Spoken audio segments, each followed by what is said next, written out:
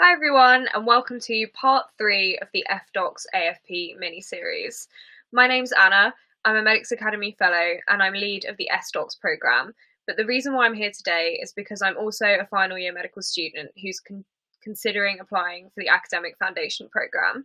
So today we're going to be talking about AFP applications, which I know is something that I and my peers who I've spoken to at medical school find really daunting. So I'm absolutely delighted to be joined this evening by two academic foundation doctors who have only very recently gone through the application process. So Dimitri, would you like to introduce yourself? Hi everyone, I'm Dimitris Karponis and I'm an academic FY1 in Oxford, and I'm currently doing dermatology at the Churchill Hospital. Thank you so much for joining us this evening, Dimitri. It's great to see you again. And I'd also like to introduce Faris. Would you like to introduce yourself?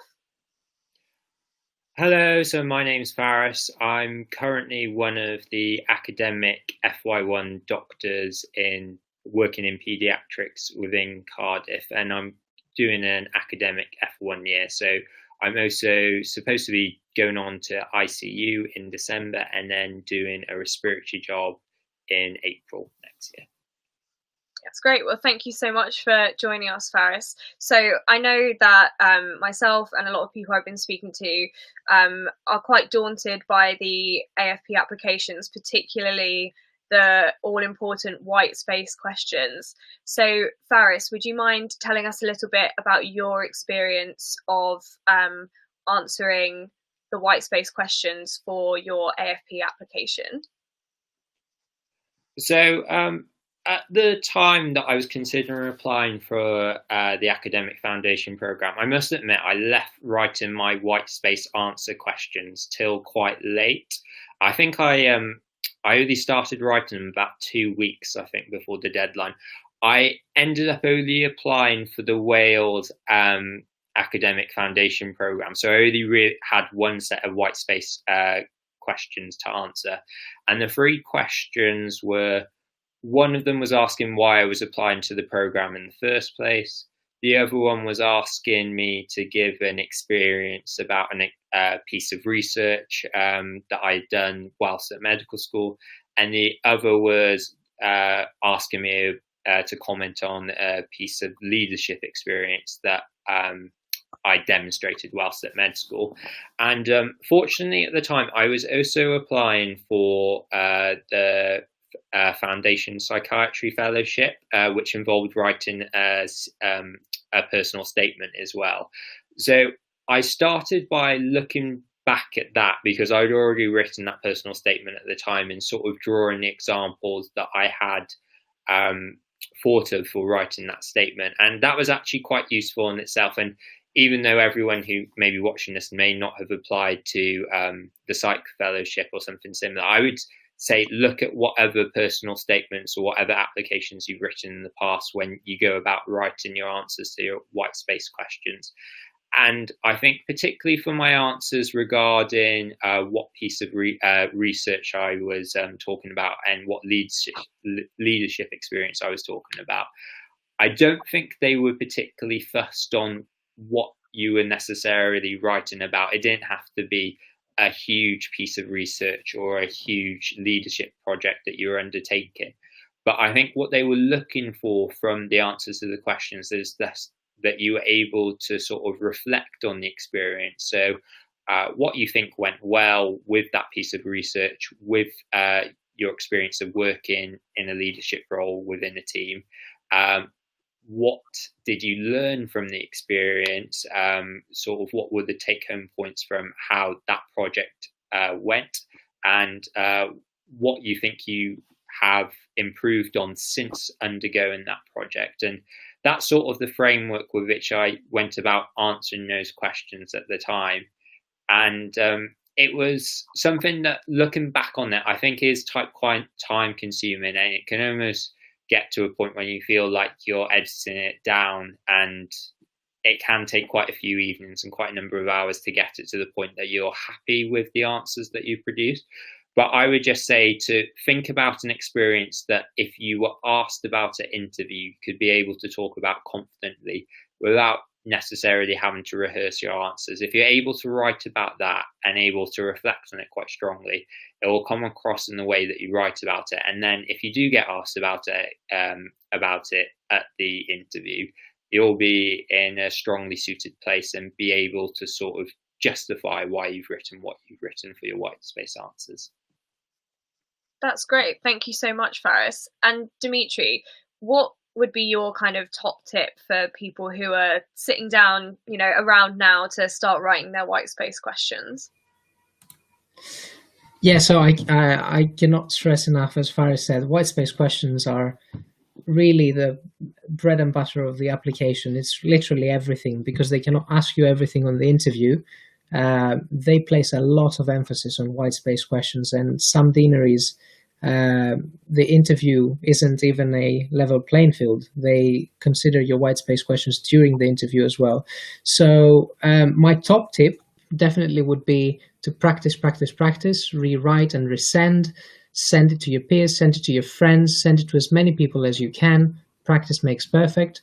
So I actually sent my Cambridge and Oxford questions to 5 or 6 people. So I'd say start early if you can, so that you can make many drafts and send them to many people. So rewrite, resend. Faris touched upon this, so I'm not going to go into explanations, but use personal examples. It's very important to come across as a person and not as a robot. And these are hints that they might pick up on the interview. So that's a double-edged sword. Use stuff you're comfortable about talking in the interview, so you can lead them onto that. And do not use stuff you haven't done, or don't lie about things, because interviewers are really good at picking this up and you may get exposed during the interview. And finally, I'd say keep a structure in mind. So as you have probably heard from peers or books, there are certain mnemonics to keep a structure, like the STAR framework or the CAMP framework, which stands for like clinical, academic, management, or like personal.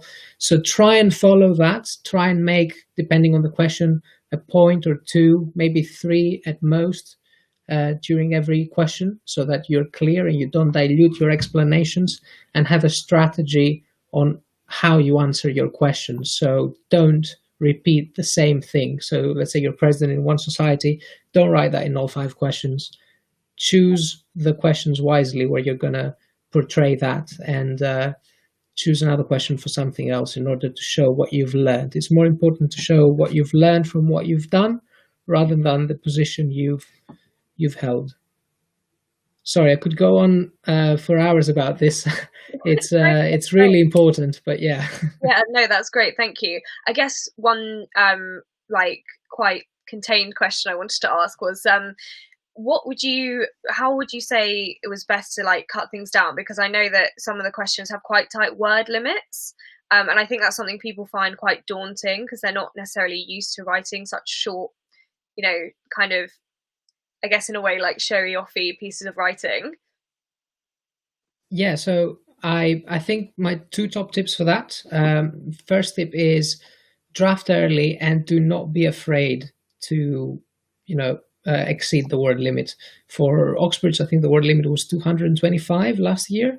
And I remember writing 300, 350 word questions. But that's exactly what you should do, because a lot of that can be cut down. A lot of that is fluff. And some of that at the end, you will decide how to rewrite and what's the most important thing to keep on. So do write a lot, and then at the end, you'll cut them down with the help of your peers, and the help of drafts and writing and rewriting. And the second point is that less is more. So instead of trying to describe 10 different skills that you gained from an experience, focus on 1 or 2 skills and hone deep in that direction, and they do appreciate that. That's really useful. Thank you so much, Dimitri. I guess the other thing I wanted to ask about, and maybe Faris could help us with this one, is from what I understand of the application process, you also have to show evidence if you've done certain things, like you've got another degree, or you've done poster presentations, you've done pieces of research. So I was just wondering about how you went about kind of collecting the evidence to make sure that you could prove that you had done all of those things that you're putting on your application. Yeah, so with applying for the AFP program that I did apply for, which ended up being only Wales, I was very fortunate in that it wasn't a requirement to actually produce an academic CV for the application, um, or to provide any specific evidence actually on the interview day itself. However, when I was applying for that, I wasn't aware of either of those things till I went through the application process. So I actually did prepare an academic CV and began to prepare a portfolio for the interview. In terms of the collecting the evidence, I think it made me realize, or made me look back in hindsight and wish I was more organized at med school and sort of grouping together all the activities which I had done. So if I could go back, what I would sort of recommend to myself if I had to reapply again is to just make sure that you collect evidence of all the teaching activities that you've been involved with, whether that's teaching other medical students and getting feedback regarding that, or teaching on behalf of the society, any conferences that you've been to or that you've presented at, whether that be poster or oral presentations, and also keeping a collection of the certificates you've got for prizes. I think in general, when you're applying for the academic foundation program, they tend to always ask you for a list of all the conferences that you've presented at for both oral and poster presentations, and all the prizes that you've won at med school. And some of the different AFP programs may have sort of certain requirements in terms of how competitive they are, in that the more prizes or the more conference presentations that you do have, the more competitive it makes you for that application. In terms of preparing my portfolio for the interview, the way I structured it was that, so I had a very clear section with all the sort of evidence I had for teaching, which was mainly certificates that I taught on behalf of a certain society, or that I taught third year or fourth year medical students this particular topic. And I put that in chronological order. And essentially I did the same for my conference presentations and the prizes I had got at medical school. And then I prepared that portfolio and was ready to bring it towards the interview. But fortunately at Cardiff, they didn't scrutinise the portfolio at all within the interview process. But I think, looking back on it, I am glad that I did prepare my portfolio, because I think it will sort of be something that you're required to do at many stages of your medical career within the future. And it is quite useful actually sort of going through all the stuff that you've maybe done at med school, or maybe done even just before med school as well, and sort of put it together all in a concise CV and a concise portfolio, because that is actually really useful when applying for specialty posts and training posts further down the line, and also when applying for jobs outside of training as well, particularly that are not done through the online process of Oriel. If you have that academic CV and that portfolio put together quite nicely, it does set you up well for the future. I do know many of my other friends who are doing academic jobs had to actually present their portfolio at interview as well.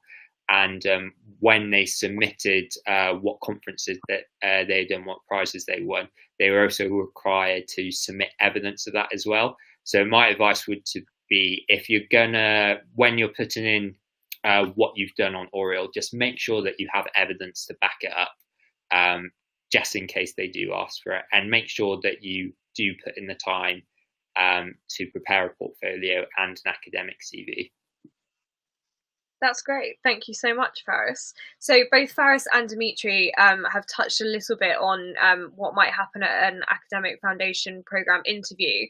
We're not going to go too much into that today because we are going to talk about that in a future episode of the mini-series. So for now, I'm just going to say thank you very much to Faris and Dimitri for joining me again. And yeah, please do join us this time next week, when we're going to be talking to some AFP doctors about what they've done during their AFP programme, what they expected, and how it lived up to their expectations. Thanks very much.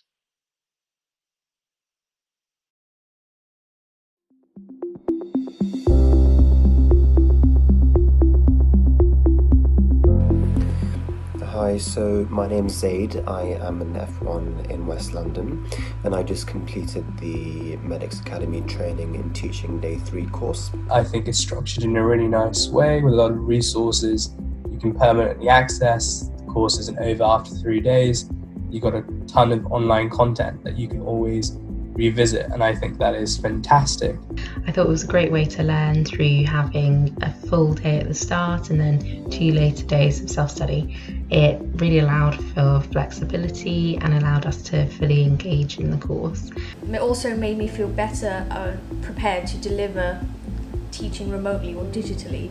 It's really interactive. There's a lot of small group feedback session, exchanging ideas and learning people's perspective. After actually doing this course, I realised that teaching is more of a science, and it's really important to get clear feedback so that you can improve your teaching. This course also encouraged me to think thoroughly about what my audience actually wants from my teaching session, and also how I can keep them better engaged. Really great and fantastic to get such fantastic lectures from experts in the field throughout the 3 days. It was also interesting to learn from others taking part on the course because we all have different levels of experience, so it was interesting to gain their perspective on things too. I learned not just about a different style of teaching, I also learned about what is medical education, how to build a career in medical education. Overall, I learned a lot from the teaching course. I think it's a really well done course. I really enjoyed it. And I really found it very enjoyable. That's what I thought of the whole course, and I really enjoyed it, and I would recommend it to other people. So thank you for letting me